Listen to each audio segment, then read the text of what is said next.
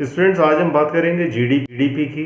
किसी देश में हुए उत्पादन के कुल मात्रा को जानने के लिए एक सबसे सिंपल तरीका जो प्रयोग किया जाता है उसको हम कहते हैं जीडीपी, यानी ग्रॉस डोमेस्टिक प्रोडक्ट, सकल घरेलू उत्पाद। इसकी परिभाषा क्या होगी?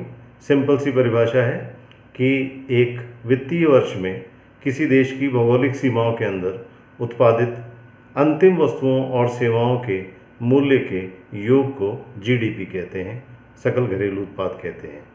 Means it is a sum total of value of final goods and services produced in a country with in a financial year.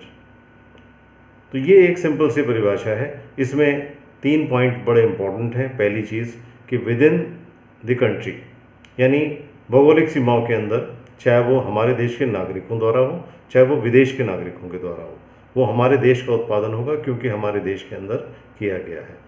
दूसरी चीज़ फाइनेंशियल ईयर, यानी जो हम कोई भी देश का एक फाइनेंशियल ईयर होता है उसमें जो इतना हुआ है वो। तीसरी चीज़ अंतिम वस्तुएं और सेवाएं। अंतिम वस्तुएं और सेवाएं क्या होती हैं? अंतिम वस्तु का मतलब ये है कि वो वस्तु किसी अन्य वस्तु के उत्पादन में काम ना आए, यानी उसका सीधे कंजम्पशन होना चाहिए, उस वस्तु को हम अंतिम वस्तु मानते हैं। तो अब ये सिंपल सी परिभाषा हो गई। GDP is a sum total of value of final goods and services produced in a country with in a financial year. तो ये जीडीपी है। आगे फर्दर आप जाएंगे तो जीडीपी भी 2 टाइप से होती है, GDP at market price and GDP at factor cost.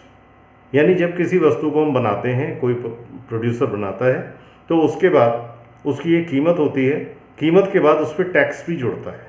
जो टैक्स है वो वास्तविक उत्पादन नहीं है, उसके ऊपर इम्पोज किया गया एक अलग से खर्चा है। तो जीडीपी 2 प्रकार की होती है, एक टैक्स को मिलाकर और एक बिना टैक्स को मिलाए। जो बिना टैक्स को मिलाए होती है उसको हम कहते हैं जीडीपी एट फैक्टर कॉस्ट, यानी साधन लागत पर जीडीपी। और जब हम टैक्स मिला लेते हैं और सब्सिडी घटा देते हैं तो फिर हम कहते हैं जीडीपी एट मार्केट प्राइस। तो ये था जीडीपी एमपी और जीडीपी एफसी। ये आपके एग्ज़ाम में काम आने वाला है। Thank you.